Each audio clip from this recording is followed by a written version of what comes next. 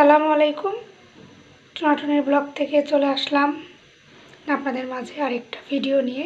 যে যেখান থেকে আমার এই ভিডিওটা দেখছেন সবাই আশা করি আল্লাহ পাকের রহমতে সুস্থ আছেন, ভালো আছেন। আমরা আলহামদুলিল্লাহ ভালো আছি। আর আজকে আপনাদেরকে দেখাবো আমাদের বাসায় কী কী গাছ আছে সেগুলো দেখাবো। তো তার আগে একটু দেখাই, এই যে সুপারিগুলো দেখতে পাচ্ছেন, এগুলো আমাদের বাড়ির গাছের সুপারি। আমাদের বলতে আপনাদের ভাইয়া। সবাইকে একটু খুলে বলে দিলাম, আমাদের বললে সবার একটু বুঝতে অসুবিধা হবে যে আমার মার বাড়ির কথা বলছি নাকি আপনাদের ভাইয়ার কথা বলছি। এটা আমার শ্বশুর বাড়ির গাছের সুপারি। ভাবলাম একটু ভিডিও করে রাখি, কারণ সুপারিগুলো আগে নাকি আরও অনেক বড় বড় হতো, এখন ছোট হয়ে গেছে সাইজে। দেখেন কি সুন্দর, আলহামদুলিল্লাহ।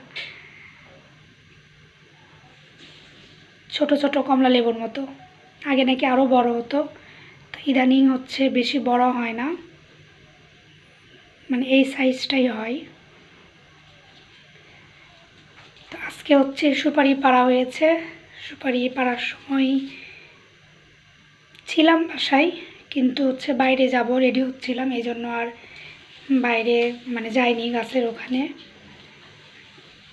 সুপারিগুলো দেখতেই কি ভালো লাগতেছে।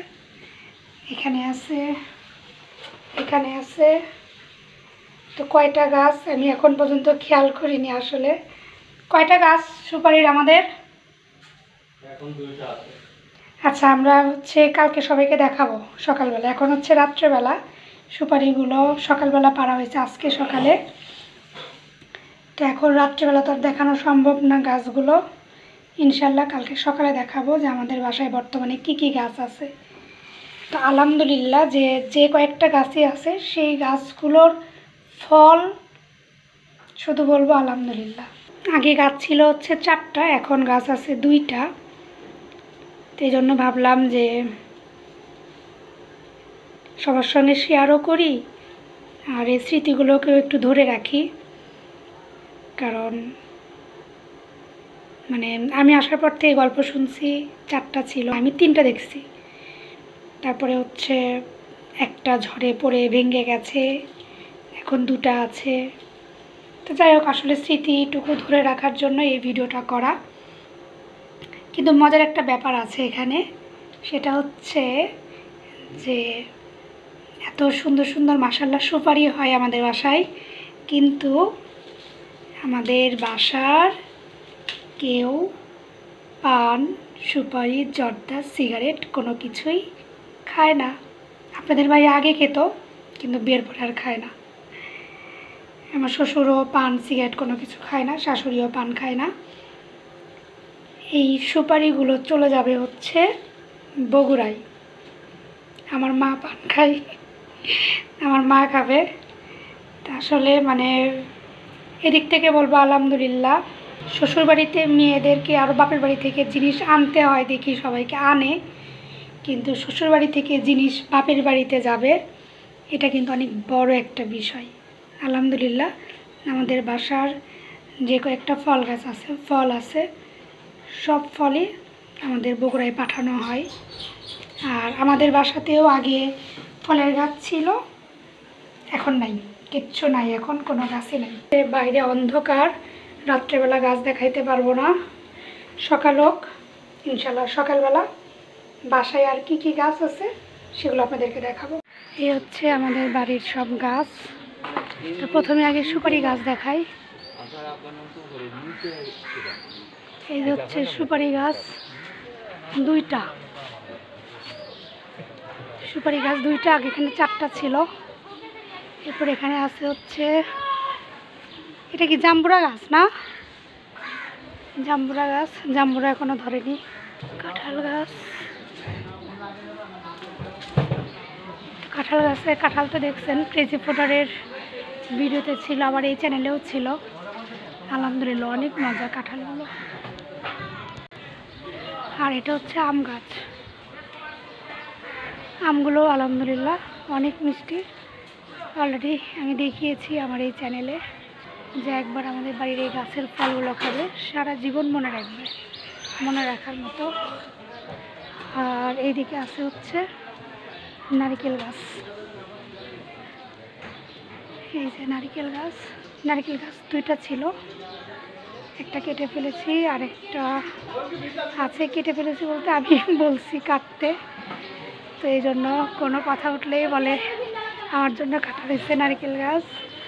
আর হচ্ছে একটা পেয়ারার গাছ ছিল, পেয়ারার গাছটাও আমার জন্যই কাটা হয়েছে, কারণ গেটটা সম্পূর্ণ খোলা যেত না, একজন মানুষ অনেক কষ্ট করে ঢুকতে হতো। এই বাড়িটা আমরা ভাড়া দিয়েছি, ভাড়া দিয়ে আমরা পাশের বাসায় ভাড়া থাকছি, কারণ আমরা যে এরিয়াটায় থাকি এয়ারপোর্টের পাশেই। আপনারা আমার ভিডিও দেখলেই বুঝতে পারবেন যে একদম প্লেন উঠছে নামছে, সম্পূর্ণটা অনেক সুন্দরভাবে দেখা যায়। এদিকে বাড়ি করার ক্ষেত্রে একটা প্রবলেম আছে, সেটা হচ্ছে যে রাজুক থেকে প্ল্যান পাস দেয় না। তো আশেপাশে অনেক বাড়ি হয়েছে, অনেকে বাড়ি করছে, কিন্তু আসলে কারো একদম রাজুক থেকে যে পারমিশন নিয়ে বাড়ি করা সেটা না, মানে একটা ঝামেলা থেকেই যাবে বাড়ি করলে। তো মাঝে মধ্যে মা বলে আমাদের আরেকটা যেটা জায়গা আছে ওই জায়গাটা বিক্রি করে দিই এখানে বাড়ি করার জন্য। তো আসলে একটা জায়গা বিক্রি করে দিয়ে এখানে বাড়ি করব, আবার রাজুকের প্ল্যান পাস নাই, আল্লাহ না করুক ভবিষ্যতে যদি কোনো প্রবলেম হয় তো সেই ক্ষেত্রে কিন্তু মানে অনেক লস। তো এই জন্য আসলে আমরাই নিষেধ করি, বা আমিও নিষেধ করি যে না, দরকার নাই, একটা জায়গা বিক্রি করে এখানে এসে বাড়ি করবা।